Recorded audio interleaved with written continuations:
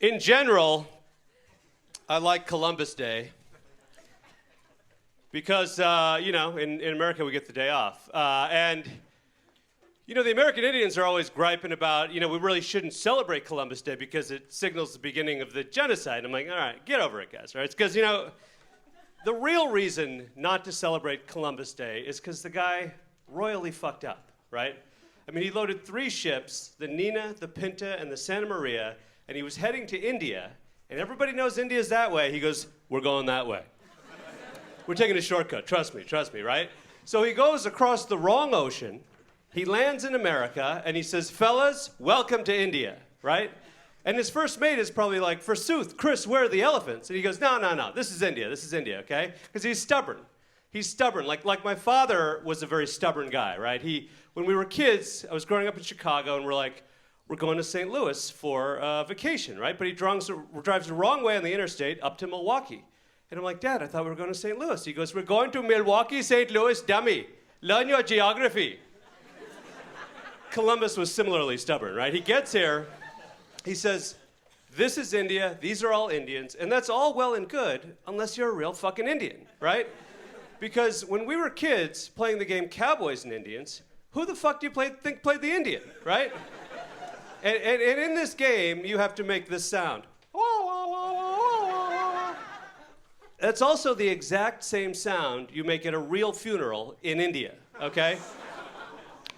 So my grandmother, who's babysitting us, would always say, Chinna, don't make that sound, it's very bad. And I want to be a good grandkid, right? So I just pretend like I don't know how to make the sound. And I'm like, ah. And my white friends are like, no, it's oh. I'm like, ah. And they'd say, God damn, you're a terrible Indian.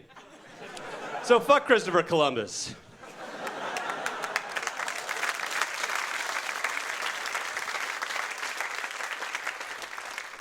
You guys like pandas? Yeah?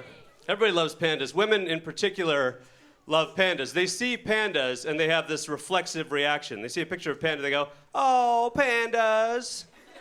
I'm gonna ruin pandas for you, okay? So, in the world population of pandas, there is a massive outbreak of chlamydia.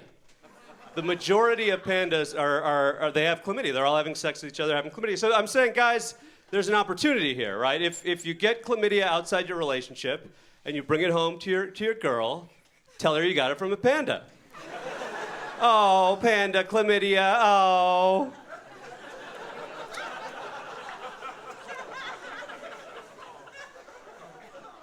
The most frustrated animal on a farm is a ghost cow.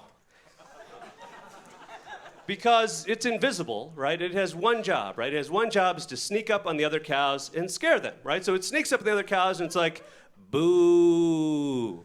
And the other cows, they don't hear that well. They're like, yeah, moo. And the ghost cow's like, no, I said boo. It's frustrating being a ghost cow.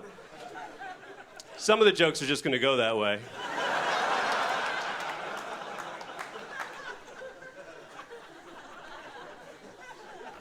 I did a show in Bangkok for the troops, which was a lot of fun. But afterwards, their commander wouldn't let anybody go off the base. So I was in Bangkok. I'm like, fuck, I got to go out. I'm in Bangkok, right? So I end up in the red light district. And, well, yeah, right, Bangkok, right? So I go by the storefront, and there's a guy out in front, and he says, there's a sex show in here where the women shoot ping pong balls out of their hooches, right? And I'm a huge ping pong fan, right? So I go in, and I will tell you, it's fantastic. The accuracy it's stunning. It's stunning. And the show's over, and I'm just sort of standing there, not really sure what to do. And I hear this voice, and he says, hey, Barry Badranath, you played ping pong in Ding Dang, right? And for those of you who don't know, that's a reference to a film I made called Beer Fest, right? And I'm like, yeah, it makes sense that a degenerate Beer Fest fan would be at a sex show in Bangkok, right? And so he goes, what are you doing later? And I'm like, I don't know, man. I'm alone. He goes, you're coming to a bar with me, right? This is a great bar, but you can't really dress like this. You got to be a little more dressed up. And I said, well, my hotel is just nearby. I'll go change and I'll meet you there. So he gives me the address, and I go to the bar, and I'm looking around. I can't find him, but it's a really, really nice bar. It's like a lot of Westerners are there, and then also just a lot of really hot Asian women, right? And I don't really have like an Asian fetish per se. I mean, I like all kinds, like white, black, pygmy, redhead. It doesn't really matter to me, right? I like them all. Truthfully, I've mostly dated white women in my life. I have more of a Caucasian fetish. Is that not a joke? Okay, so there I am, and this gorgeous Thai girl comes up, and we're, of course, we're hitting it off, having fun. And she's like, you want to go in the back room? And I'm like, okay, I'm in Bangkok, right? So we go in the back room, and there's a mattress on the floor, and she starts kissing me. And I'm like, this is exciting. This is adventurous, right? And we're kind of just going at it, and we're having a good time. And I have my hands in her hair, and they start to come down, and then I feel stubble. And then I feel an Adam's apple, right? And I'm like, oh my God, you're a dude, right? It's moments like these where your whole life sort of flashes before your eyes. You're like, how did I get here? I mean, I took the right, and as I'm sort of going through that, I feel his hands coming down through my hair onto my stubble and my Adam's apple, and he says, oh my God, you're a dude. So I pulled off my wig and I wiped my lipstick off, right? And you can't cross-dress in Bangkok. Anyway, thank you very much, folks. Thank you. Thank you. And you're wearing a long sleeve shirt, sir, with the sleeves rolled up. You wore the wrong shirt. You should have worn a short sleeve shirt. You underestimated indoor night heat.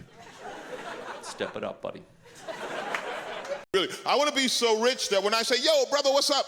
I'm not saying hello, I'm asking, what are you doing in my neighborhood?